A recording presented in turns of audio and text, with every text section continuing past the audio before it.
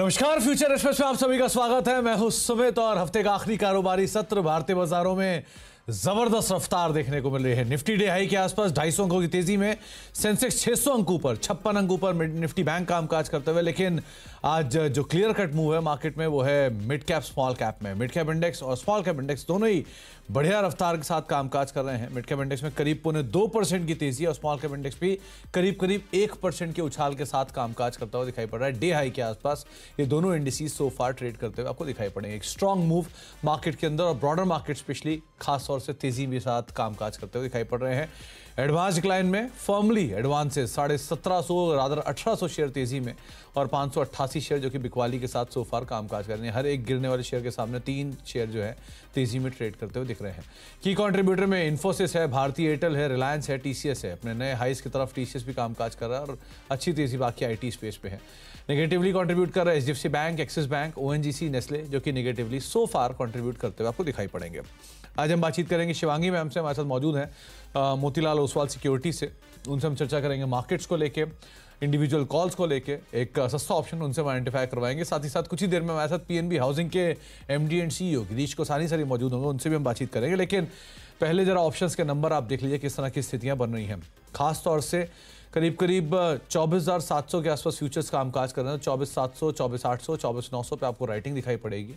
24,600, 24,500, 24,400 के आसपास आप पुट राइटर स्पेस बनते हुए देख रहे हैं। 24,600 पे स्पेशली पुट राइटिंग हो रही है। लाइकवाइज आप निफ्टी बैंक भी लेकर आई, करीब थोड़ा सा आज निफ्टी के कंपैरिजन में अंडर परफॉर्मेंस है। लेकिन 51,000 के जोन्स पे कॉल राइटर्स हैं, 51,200 पे कॉल राइटिंग है, 51,500 पे कॉल राइटिंग है। 51,000 के जोन्स में पुट राइटर्स हैं, 50,800 पे पुट राइटिंग है और 50,500 के आसपास आपको पुट राइटिंग होते हुए दिखाई पड़ेगी। हीट मैप की सिचुएशन पूरी तरह से बुलिश, मार्केट्स में एक स्ट्रॉन्ग ग्रोथ क्योंकि ब्रॉडर मार्केट्स में है। 77 लॉन्ग है, 80 में शॉर्ट कवरिंग है, 16 शॉर्ट्स बन रहे हैं और 8 शेयरों में आपको अनवाइंडिंग दिखाई पड़ेगी। लॉन्ग और शॉर्ट कवरिंग कहाँ पर है एक बार ये भी देख लीजिए कि आज मार्केट्स में आईटी का बोलबाला है, तो एक बढ़िया तेजी आईटी स्पेस के अंदर है जिसमें बहुत सारे स्टॉक्स जो कि शॉर्ट कवरिंग में भी आ रहे हैं और अदरवाइज भी यहाँ पर लॉन्ग्स बन रहे हैं। तो लॉन्ग बिल्डअप है एम्फेसिस पे करीब 8% ऊपर, पिरामल एंटरप्राइज 5% ऊपर, इंडस टावर बायबैक की खबर के बीच में 4.5% ऊपर, एसबीआई लाइफ पूरे इंश्योरेंस में बज है, पीआई इंडस्ट्री 4% ऊपर, अशोक लेलैंड अच्छी कॉन कॉल का इम्पैक्ट 6% ऊपर, ब्रोकरेज अपग्रेड भी है। सिंजिन, भारत फोर्ज यहाँ पर खरीदारी, इंडियन होटल्स और डालमिया भारत करीब 3-3.5% की तेजी यहाँ पर बनते हुए दिखाई पड़ रही है। इसके अलावा आप अगर कुछ डाउन साइड खुलता हुआ देख रहे हैं जहाँ पर शॉर्ट्स बन रहे हैं या फिर अनवाइंडिंग है, तो फेडरल बैंक में नई शॉर्टिंग हो रही है, बीपीसीएल, ओएनजीसी एक अच्छी तेजी के बाद शॉर्टिंग में, टेक महिंद्रा में शॉर्टिंग है, यूनाइटेड स्पिरिट्स कल की ज़बरदस्त रफ्तार के बाद unwinding, Tata consumer, Nestle, HPCL, Crompton, कुछ और ऐसे नाम जो कि प्रेशर के साथ कामकाज कर रहे हैं। अब बातचीत कर लेते हैं शिवांगी मैम से। शिवांगी मैम नमस्कार, स्वागत है कार्यक्रम में। पहले तो मार्केट्स पे एक व्यू क्योंकि बढ़िया रफ्तार बनी है और हर उस ट्रिगर को जिसमें मार्केट सोच रहा था कि थोड़ी बिकवाली आएगी, उसके बाद एक नए दौर की खरीदारी शुरू हो जाती है। तो पहले इलेक्शन के रिजल्ट्स के बाद, फिर बजट के आउटकम के बाद एक डिप और वापस मार्केट रफ्तार में, क्या करा जाए अब?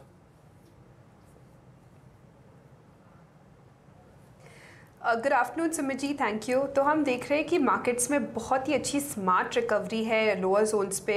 हम देखें कि बजट वीक में भी थे हम, पर वॉलेटिलिटी जो है इंडिया विक्स वो कहीं भी सर्च होते हुए नहीं दिखा है। इनफैक्ट काफ़ी लोअर जोन्स पे कंफर्टेबल पोजीशंस पे था, बुल्स को भी सपोर्ट कर रहा था बाय ऑन डिक्लाइन स्टांस के लिए ही। और हम देख रहे हैं कि इवेंट के बाद भी एक इतनी स्विफ्ट रिकवरी जो है वो देखने को मिली है, चाहे वो इलेक्शंस के टाइम पे हो, चाहे वो अभी बजट के टाइम पे हो। तो ये क्लियरली इंडिकेट करता है कि हम काफ़ी एक मैच्योर मार्केट में कामकाज कर रहे हैं एंड जो लोग हैं वो अच्छे चुनिंदे स्टॉक्स को अच्छे बार्गेनिंग हंटिंग करके कैप्चर करने का पूरा प्रयास कर रहे हैं। सो डेफिनेटली पूरे बाज़ार को, इंडेक्स को देखते हुए ये जो है स्टांस बाय ऑन डिक्लाइन का ही रहेगा और निफ्टी पुट कॉल रेशियो भी 1.21 के आसपास है, जो कि इंडिकेट कर रहा है कि पुट राइटर्स भी अपना स्ट्रॉन्ग बेस बनाए हुए हैं। सो इस हफ्ते हमने प्रॉफिट बुकिंग ज़रूर देखी, बट हम एक अच्छे क्लोजिंग पे मूव कर रहे हैं। सो बाय ऑन डिक्लाइन की रणनीति अप्लाई करनी है। नेक्स्ट लेवल 24,850 और फिर 25,000 तक के बनते हुए दिखेंगे। दूसरी ओर सपोर्ट की अगर हम बात करें तो 24,400 एक लेवल है जो कि इम्पॉर्टेंट एक्ट करेगा। निफ्टी को तो अब आईटी, कंजम्पशन और फार्मा नेम्स जो है सपोर्ट करते हुए दिखे हैं, पर कहीं ना कहीं बैंक निफ्टी अभी भी अंडर परफॉर्मेंस दिखा रहा है।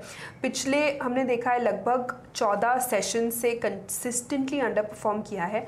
आज थोड़ी बहुत शॉर्ट कवरिंग मूव ज़रूर देखने को मिल रही है, पर इम्पॉर्टेंट ये है कि बैंक निफ्टी 51,000 के ऊपर होल्ड करे पूरी तरह से अपना स्ट्रेंथ और मोमेंटम के लिए। नेक्स्ट मूव 52,000 तक के लिए, बट 51,000 एक इम्पॉर्टेंट लेवल रहेगा आज के क्लोजिंग के लिए भी, और नहीं तो 50,500 एक सपोर्ट की तरह कामकाज करेगा। तो बैंक निफ्टी में कुल मिला के रेंज बाउंड बायस है, positive to range bound, but Nifty में डेफिनेटली कन्विक्शन के साथ बाय ऑन डिक्लाइन की रणनीति अप्लाई करनी है और स्टॉक स्पेसिफिक एक्शन के साथ रहना है।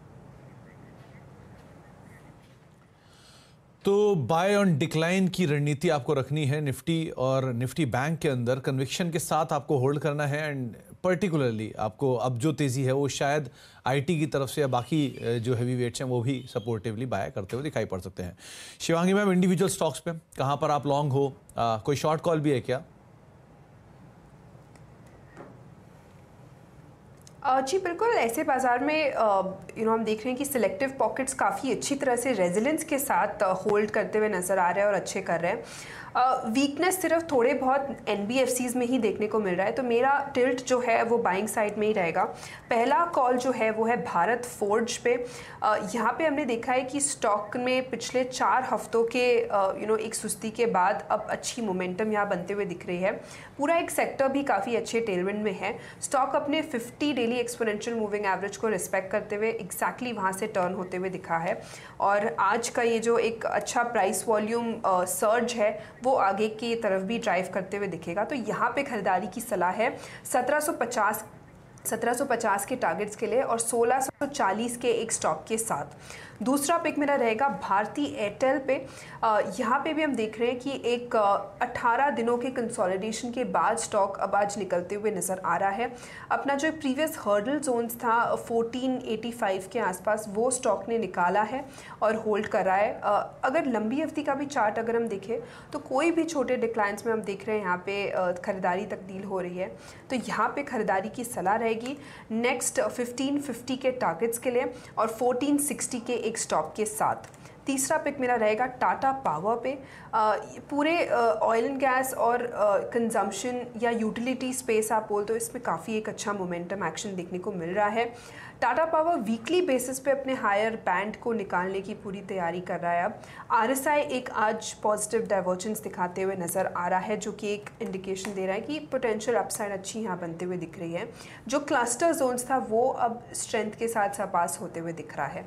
तो यहाँ पे खरीदारी की सलाह है 460 के टारगेट्स के लिए और 430 के एक स्टॉप के साथ।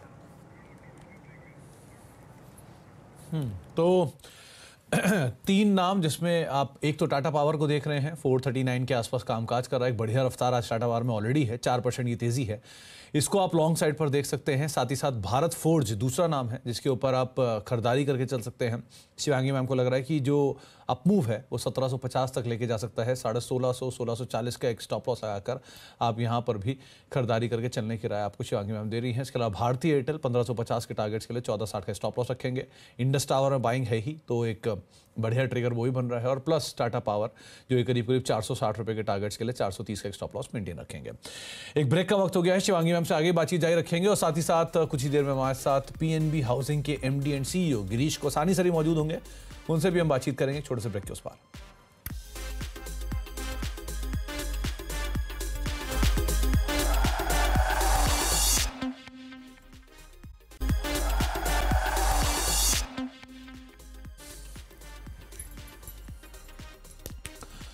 आप देख रहे हैं फ्यूचर एक्सप्रेस और मार्केट्स में एक बढ़िया रफ्तार तो बनी हुई है, लेकिन अब हमारे साथ एक और खास मेहमान मौजूद है बातचीत करने के लिए। बात करेंगे आज हम पीएनबी हाउसिंग की मैनेजमेंट से। Q1 में ब्याज है 7% और मुनाफा 25% बढ़ा है। एसेट क्वालिटी में थोड़ा दबाव रहा है। बोर्ड ने एनसीडीज के जरिए 2500 करोड़ रुपए जुटाने को मंजूरी भी दी है। नतीजों पर बात करने के लिए हमारे साथ जुड़ रहे हैं कंपनी के MD and CEO Girish Kauski sir. Girish sir नमस्कार, स्वागत है कार्यक्रम में। आप के आने के बाद से, फेरबदल होने के बाद से नंबर्स में एक बढ़िया रिवाइवल भी आ रहा है और नंबर में बढ़िया रफ्तार भी आ रही है। अच्छे नंबर से पहले उसके लिए तो बहुत बहुत शुभकामनाएं आपको। लेकिन एक चीज़ जो मैंने ऑब्जर्व की है कि नंबर्स में मार्जिन की साइड पे थोड़ा सा स्टेबल साइड पे मार्जिन है। लास्ट क्वार्टर के कंपैरिजन में मार्जिन इस क्वार्टर में more less NIM stable side पे है। तो क्या मान के चलें कि जिस तरह की इंडस्ट्री की सिचुएशन है, क्या हम पीक मार्जिन के आसपास ही कामकाज कर रहे हैं? बहुत ज़्यादा मार्जिन का एक्सपेंशन का बैंडविड्थ बचा नहीं है क्या हमारे पास? और ओवरऑल नंबर कैसे रहे इस बारी के? Good afternoon Sumit ji.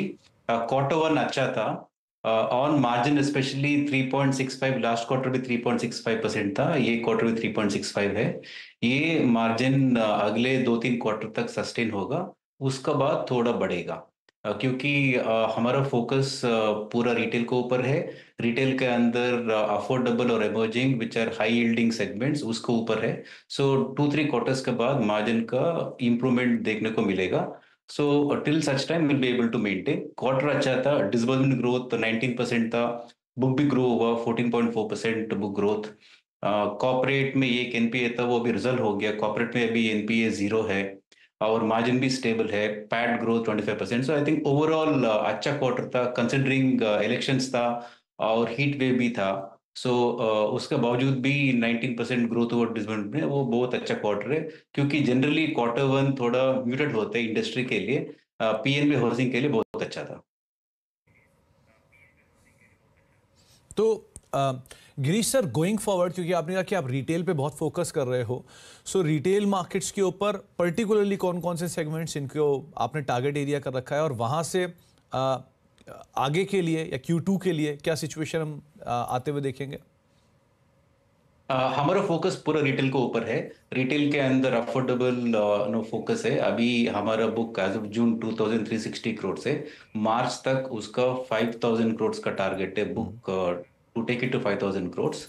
Next is emerging market, so and then prime. So overall focus will be on retail. Corporate business H2 में चालू करेगा। कॉर्पोरेट का बुक अभी 1800 है, so शायद close to 1000 crores we will add this year. So overall growth this year on book will be 17% on retail, and corporate में 1800 to maybe we'll add about 800 to 1000 crores. So अच्छा रहेगा, margin will stabilize in next 2 quarters, then it will start moving up. Girish sir, एक चीज़ और मैं observe कर रहा था, जो ब्रांच एक्सपेंशन है वहाँ पर बहुत एग्रेशन नहीं है। आप लोग बहुत स्टेबिलिटी के साथ वहाँ पे एक्सपेंशन कर रहे हो। एक्सपेंशन तो ज़रूर है, लेकिन एग्रेसिव एक्सपेंशन जो हमने आपसे कुछ क्वार्टर्स पहले देखा था वो नहीं था। तो क्या अब आप लोग को एग्जिस्टिंग ब्रांचेस को ही आप पहले नरिश कर रहे हो, फिर नई ब्रांचेस पे एक्सपैंड कर रहे हो? दूसरा, जो जोग्राफिकल एरिया है उसमें भी आप बहुत बैलेंस्ड हो तीनों साइड्स पे, सो उसमें कोई पर्टिकुलरली एक सेगमेंट की तरफ एक्सपेंशन नहीं है। इसको आप कैसे रीड कर रहे हो? एक्चुअली ब्रांच एक्सपेंशन बहुत अग्रेसिव था। पिछले 2 साल में हम लोग 180 ब्रांचेस ऐड किया। Last year between December to March 4 महीने में 100 ब्रांचेस ऐड किया। So as of March we were at 300 branches. 300 में 100 branches last 4 months of last year December to March में ऐड किया। हम लोग ब्रांच एक्सपेंशन में बहुत अग्रेसिव है लास्ट 2 साल से। लास्ट ईयर भी we added quite number of branches, more than 100, and ये साल भी 50 ब्रांचेस वी विल ऐड। वो 50 में largely the branch expansion would be on Roshni which is affordable segment और इमर्जिंग, क्योंकि हमारा हाई यील्ड सेगमेंट के ऊपर ग्रोथ फोकस होगा, इसलिए हमारा पूरा ब्रांच एक्सपेंशन अफोर्डेबल और इमर्जिंग मार्केट्स के अंदर होगा विद इन रिटेल। ओके, चलिए गिरीश सर, समय का थोड़ा अभाव है, वरना आपसे और बात करते, लेकिन बहुत बहुत शुक्रिया एक बार फिर से, अपना समय आपने हमें दिया और हमसे बातचीत की, और एक बार फिर से बहुत बहुत शुभकामनाएं बढ़िया नंबर्स पोस्ट करने के लिए, वो भी इस क्वार्टर के अंदर। उम्मीद लगा रहे हैं कि आगे और अच्छे नंबर्स आप दोगे। बहुत बहुत शुक्रिया हमारे साथ मौजूद रहने के लिए और अपना समय में देने के लिए। पीएनबी हाउसिंग करीब करीब 2.5 से 3% की तेज़ी के साथ कामकाज कर रहा है। 2 साल में 125% की बढ़िया तेज़ी यहाँ पर ऑलरेडी स्टॉक दिखा भी चुका है। एक ब्रेक का वक्त हो गया। ब्रेक के उस पार अब हमारे साथ आज मौजूद रहेंगे कंचन, उनसे हम चर्चा करेंगे रैमको सीमेंट और लॉरस लैब के नंबर्स को लेकर, और साथ ही साथ शिवांगी मैम से एक सस्ता ऑप्शन आइडेंटिफाई करवाते हैं। छोटे से ब्रेक के उस पार।